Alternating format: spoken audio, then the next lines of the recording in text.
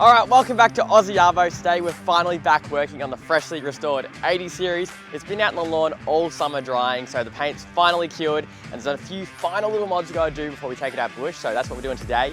So let's get straight into it. There's a lot to do. So the first thing we're gonna be doing is actually something to protect the paint. But before that, I've got some pretty exciting decals to put on. We've been waiting a long time for these. These are turbo decal. Obviously, it's a 1H DT engine, so got to put the right decals back on. Now I've measured up where this sat last time, so we'll get it the exact original position.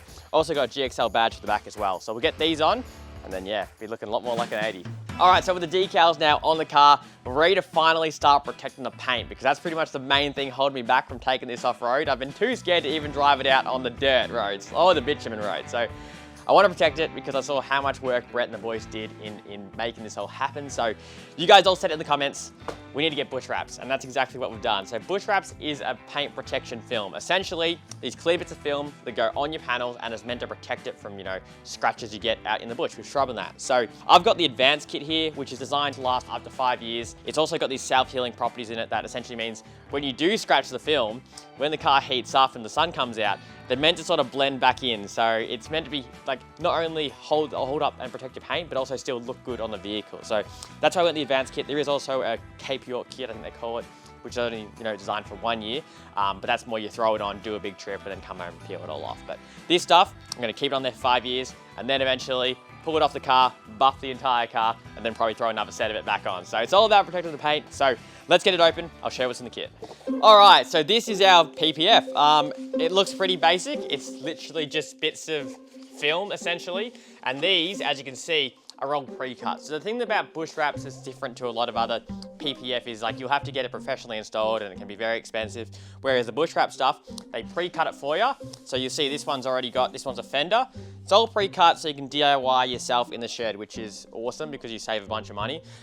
So this is what we're gonna basically essentially paying jigsaw. So this piece goes there, other pieces go there. We've got like fuel cap, everything. So with this kit, it covers the doors, front guard, rear quarter, and the flares as well. So that's an option you can choose with or without flares. But since I got my freshly painted red flares, I wanted to definitely protect them. Now, it doesn't cover the bonnet or anything. It's just the sides of the car, the panels that are gonna be most prone to getting scratched at bush. So we'll pretty much just start each panel, make sure they're extremely clean before we do them. That's really important. And then yeah, hopefully it all goes well. I've never done this before, but how hard can it be? So they include a test piece, which is this rectangle one, and this is so you can work out how much of this special insulation solution you're gonna need, because essentially depending on your climate and conditions, you're using water to make this be able to move around on the panel so you can line everything up and get it straight, and also so you can then learn how to use this little squeegee to remove any water or air from behind it, because it's like putting on a big sticker. You'll see when we start doing it, but yeah, we'll get this test piece and see how it all goes.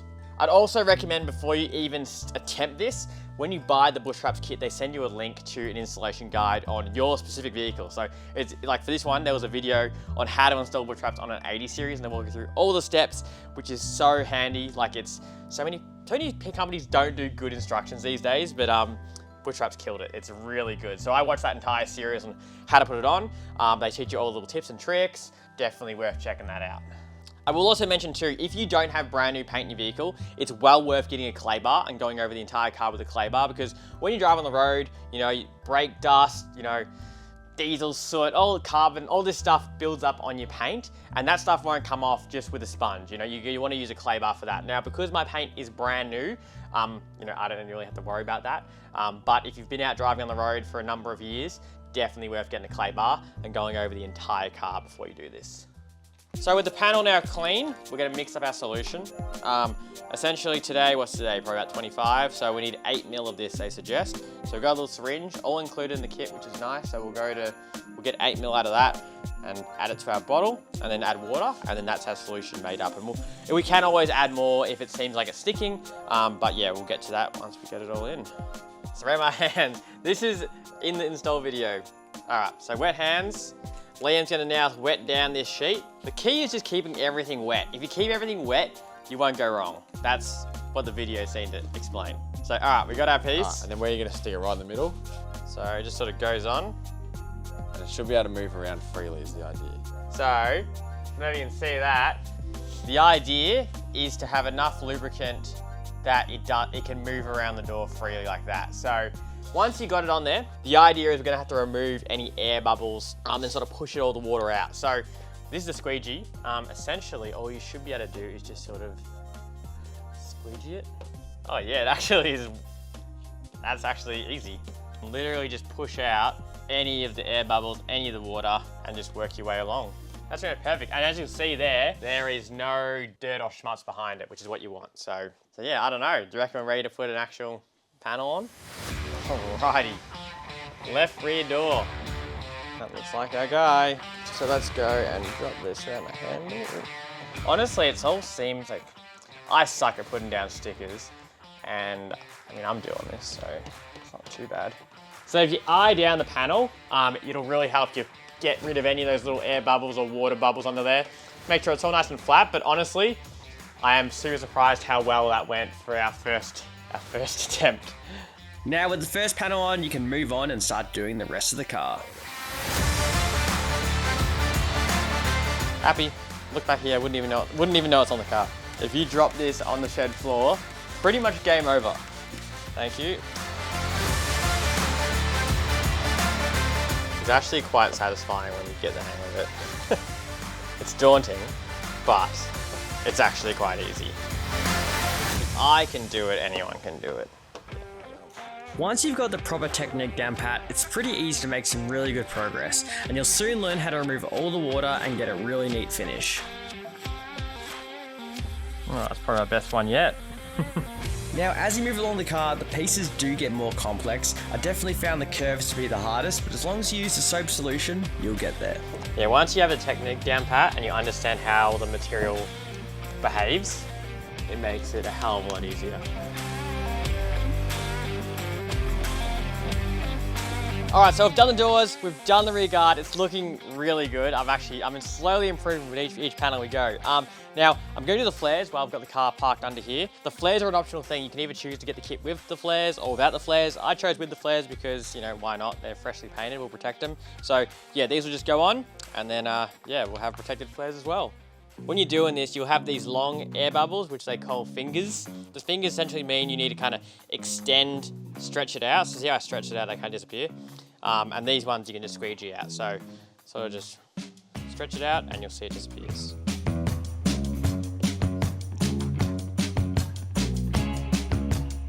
Awesome. I actually wasn't sure how they'd look on the flares, but they're seamless, which is great because these are going to cop probably even more scratches than the panels themselves. So definitely worth doing these flares. The flares were a little bit more challenging to apply the PPF, but they turned out mint. Awesome.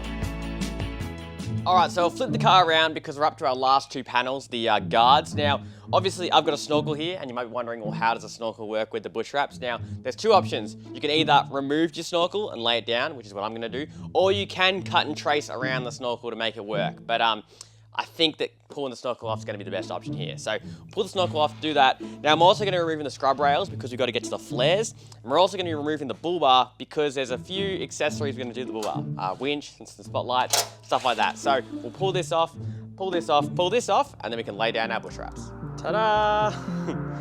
Now doing the PPF on the snorkel guard is just the same as any other panel. Keep it wet, remove the bubbles, and cut out around the bolt holes.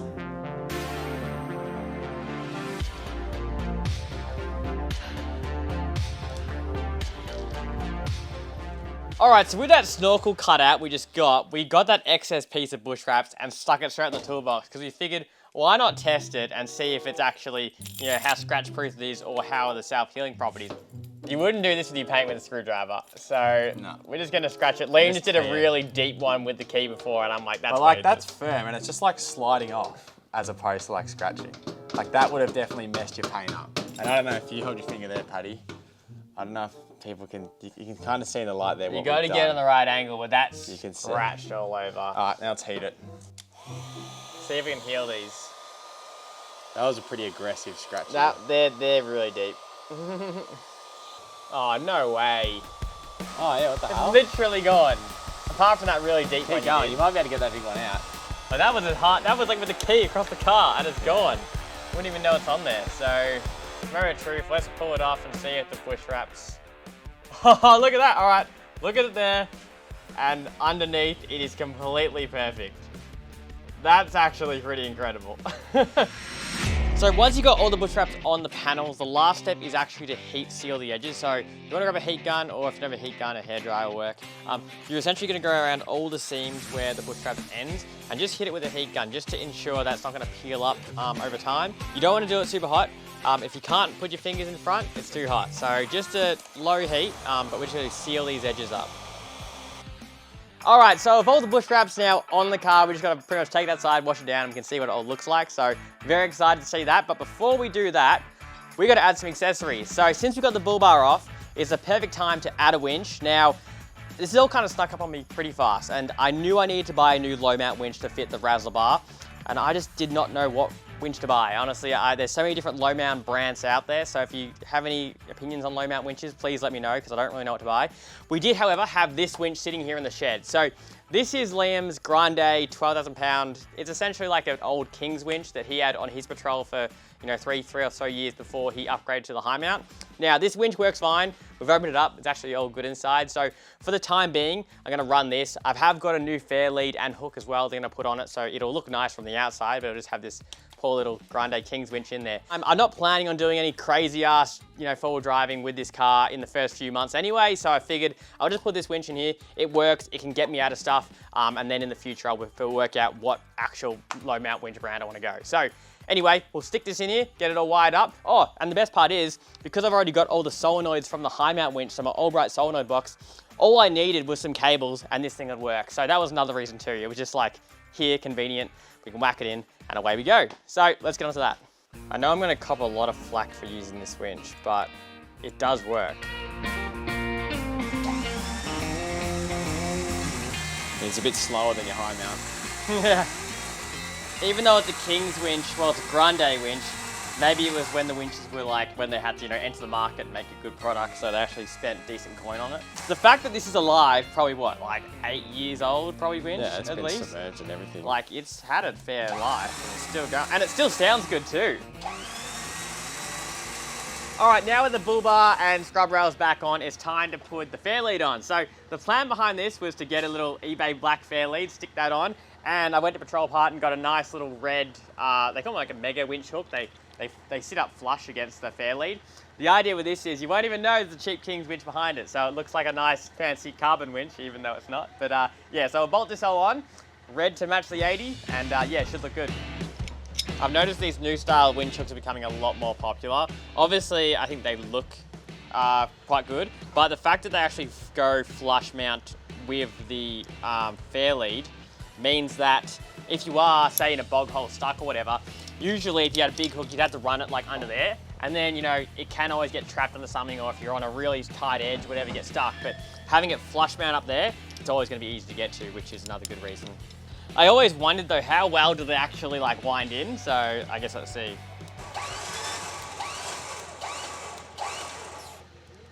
I think the idea is just sort of like just do that sort of thing. Is that it?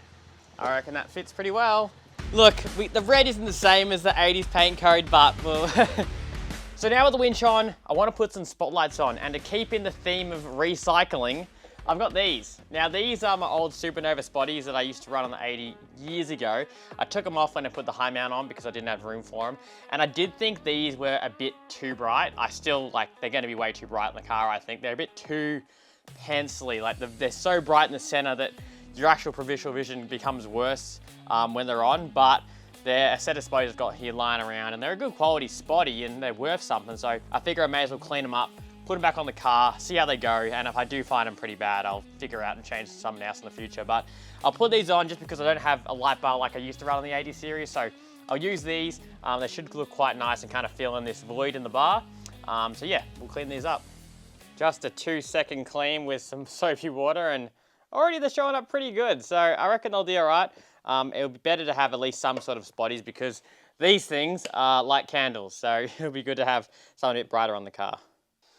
It's funny, I remember when these spotties came out and they were like, it was during the time in forward driving like 3 or 4 years ago where everyone wanted the brightest spotlights possible on their car. Like it was all about how much lux can travel in 5K and all this sort of marketing around, you know, it's got to be the brightest light possible or you won't be able to see where you're going. But nowadays, I think people sort of realize that with lighting, it's not so much how bright it is. You can be too bright in the center that actually blocks out a lot of peripheral vision. So I think what I'd probably prefer to do, honestly, is either smaller spotlights or a big light bar or something on the roof, or I don't know. I still got to think about how I want to set this car up. And that's the other thing too, like, if you can't tell, I'm pretty eager just to get this car done and use it, because it's been off the road for nearly 6 months. So you might think, oh, why are you rushing putting all this secondhand crap back in? I kind of just want to get it out and get it on the road, and then sort of see from there how I feel about certain, accessories and mods and what I want to do with it. Because honestly, like, I've forgotten what it's like to bloody drive the thing. I've been driving a GU Patrol now for the past 6 months. I just want to get in there, take it on some trips, learn what's working, learn what's not, and then sort of from there I can address stuff one at a time. It's no point rushing out, spending a bunch of money when, you don't necessarily know exactly which way you want to go. So I've got all this old hardware here, may as well use it. It's no point of just sitting around doing nothing. So let's give it a crack and see how it goes. Normals? Blind you! Oh, you feel the heat coming off them. I know, they are so bright. Like, yes, burn a hole in the wall. Yeah, it will. X-ray. And the cherry on top, 6.6 dBi antenna. I could then throw my portable accessories back on and it was feeling a lot more like home. Oh, bin bag, it's good to have you back. All right, so now that we got the car down from the shed, it's on the lawn, we're gonna clean it so you can see how the bush wraps all comes together in the end. Bro, I've never had something so shiny. Like, I've never washed my car this much. Just saying to Liam, and I was looking at it here, you would not even know the bush wraps is on there. Like, no, you wouldn't know. Could not tell. Okay, with the car all washed up, I can't believe how good this whole thing looks. Like, it's just turned out so freaking well, this build. I'm so stoked with it. And now with the bush wraps on it, it looks so good. You can still see where each individual sheet starts if you look real close, but take one step back, you would not even know the stuff's on it. Like, it's really, like, blends in super well with the car, which is great. I'm obviously super keen to see how it actually works in the bush, and keen to see what happens when I do get a scratch. So I'll be looking forward to testing out that. But yeah, with how it looks visually, you wouldn't even know it's on there. Like, super stoked with that. And considering I did it myself, like a DIY job in home in our filthy shed, it turned out so well. So couldn't be happier. And then with all the accessories back on it, it's really starting to feel like my 80 series again. And yeah, I just gotta work out a bed for this thing where I'm gonna sleep on camping trips. But apart from that, it's ready to go out bush. I'm keen to get out there, do some trips in it, and yeah, see what this thing can do with all its new stuff underneath. Oh man, I'm so excited. So get subscribed, you're not gonna wanna miss it. And we'll see you all in the next episode.